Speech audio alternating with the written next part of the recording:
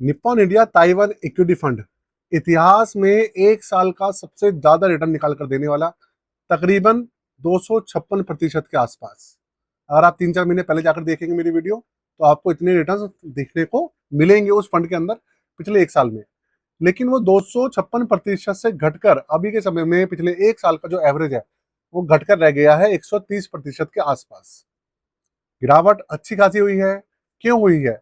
आप लोगों के लगातार मुझे कमेंट्स मिल रहे हैं कि ताइवान जो फंड है ये क्यों गिर रहा है, क्या करे क्या ना करे। एक छोटी सी वीडियो बनाकर थोड़ा सा अपडेट कर दीजिए। तो देखिए, इसी वीडियो के अंदर मैं आपके हर एक छोटे बड़े क्वेश्चन का आंसर देने वाला हूं। तो आप सबसे पहली बात एंड तक बनी रहिएगा, साथ में चैनल को सब्सक्राइब जरूर कर लीजिएगा। मैं कोशिश करूंगा इस फंड को लेकर आपकी जितनी भी क्वेरीज हैं वो सारी सॉल्व करूं इसी वीडियो में। फिर भी अगर छूट जाए तो कमेंट बॉक्स के अंदर पूछ सकते हैं। आपको बस जाते जाते एक काम करना है, चैनल को सब्सक्राइब करके वीडियो को लाइक करके जाना है दोस्तों। फंड का नाम आपके सामने है, Nippon India Taiwan equity fund.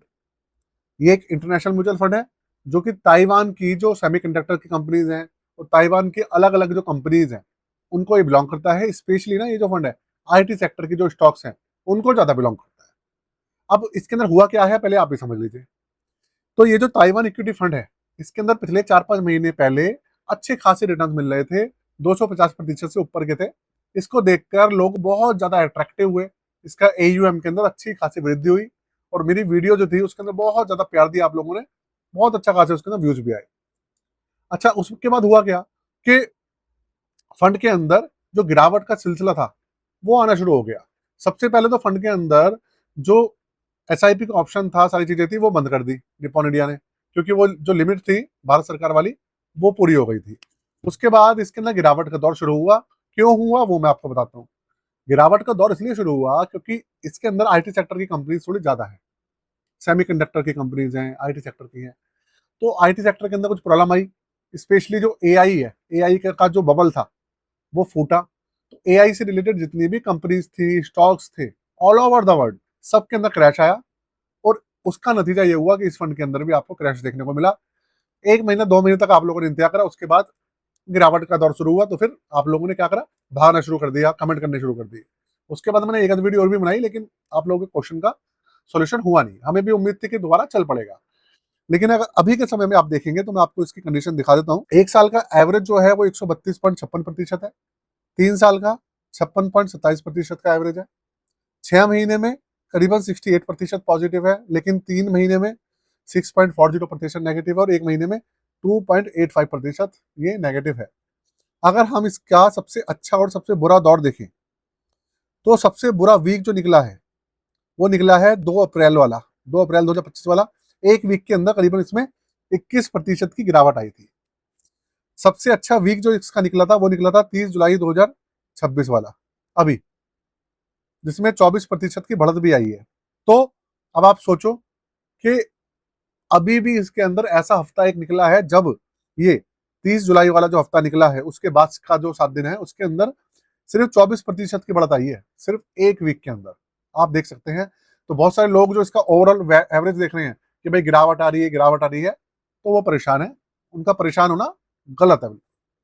उसके बाद मंथ देखिए, अप्रैल का महीना बुरा निकला था, 43% की गिरावट हुई थी। क्वार्टर जो था सबसे अच्छा वो था फरवरी वाला, जिसमें 80% से ऊपर की इसमें बढ़त हुई थी। ईयर था 22 अप्रैल 2025 से, मतलब एक साल जो आप काउंट करेंगे तो वो 279% का एवरेज दिया था इसने। आप सोचो, मैं तो 250-56% की बात कर रहा हूँ। तो भाई इस तरीके से है, तो आपके सामने पूरी कंडीशन इसकी रही है। अच्छा बुरा दौर इसने देखा है। तो आप ये सोचो कि सबसे पहले आपको देखना है कि पिछले, अभी तो हम अगस्त के महीने में खड़े हैं और ये 30 जुलाई 2026 से लेकर जो हमारा 6 अगस्त 2026 तक का जो हफ्ता आया है उसके अंदर 24% तक की बढ़त इसमें आई है। तो आप सबसे पहले तो ये कैसे कह सकते हो कि भाई इसके अंदर जो ओवरऑल कंडीशन है वो ठीक नहीं आई। तो परेशान इसलिए है क्योंकि लोगों ने जो एनएवी लिया था वो महंगा लिया था आज से 4-5 महीने पहले। उसके बाद इसमें 60-70% की, बल्कि ज्यादा की गिरावट आ गई। उसके बाद एनएवी नीचे हो गया। वो रिकवरी हो तो रही है, लेकिन फिर भी उनका जो एनएवी है वो नुकसान में ही उनको दिख रहा है, क्योंकि महंगा लिया हुआ था। ऑब्वियस सी बात है। अगर लंबे समय पहले किसी ने लिया होता तो वो ऑब्वियस सी बात है प्रॉफिट में होते। तो भाई फंड के अंदर किसी भी तरीके की ऐसी टेंशन वाली बात नहीं है जो कि आप देख रहे हैं। अभी आपके सामने है, डेटा बोलता है, किसी के बोलने से कुछ नहीं फर्क पड़ेगा। और देखिए अभी के समय में हो क्या रहा है कि एआई का जमाना है, आईटी सेक्टर का पूरा सिस्टम चल रहा है। आईटी सेक्टर पहले से अच्छा प्रदर्शन कर रहे हैं ऑल ओवर द वर्ल्ड। अब इसके अलावा आप देखिए यहाँ पर, ये जो है पिछला, इसको मैं आपको दिखा देता हूँ। पिछले एक वीक देख लीजिए, एक वीक के अंदर 12% की बढ़त आई है। पिछले 15 दिन में भी देख लीजिए, 15 दिन में थोड़ा सा माइनस में है, लेकिन पिछले एक वीक में बहुत अच्छा करा है इसने। तो दोस्तों इस तरीके से है, फंड रिकवरी कर रहा है। लेकिन हाँ, कोई भी म्यूचुअल फंड होता है वो लॉन्ग टर्म के पर्सपेक्टिव से सोचा जाता है तो ही बेनिफिट होता है। अगर आप शॉर्ट टर्म के लिए हिसाब से देखेंगे तो म्यूचुअल फंड वगैरह आप लोगों के लिए नहीं बने हैं, स्टॉक मार्केट आप लोगों के लिए नहीं बनी है। 88% इक्विटी है इसके अंदर, और करीबन 0.25% कैश है, और 72% लार्ज कैप, मिड कैप 13% और स्मॉल कैप 14% है। टोटल 31 स्टॉक्स हैं इसके अंदर अभी के समय में।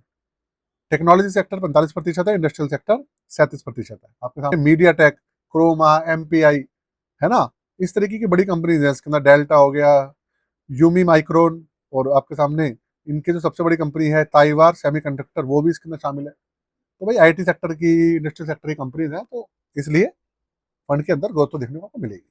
तो टेंशन वेंशन लेने की जरूरत नहीं है ज्यादा। अच्छा बुरा दिन सबका आता है, फंड हमेशा कोई भी एक जैसा नहीं चलता भाई। रही बात 2021 को लॉन्च हुआ था दिसंबर 2021 में, और अभी के समय में जो एवरेज है वो 30.67% है। एयूएम इसका 1192 करोड़ है, और 0.81% का इसका बेस एक्सपेंस रेशियो भी चल रहा है। 500 रुपए से इसके अंदर एसआईपी वगैरह चालू हो जाती है, लेकिन अभी के समय में इसमें SIP, subscription, A to Z सारी सब चीजें बंद है, क्योंकि भारत सरकार जो लिमिट है वो पूरी हो रखी है। जैसे ही अगर ओपन होगी लिमिट वगैरह तो मैं आपको वीडियो बनाकर बता दूंगा।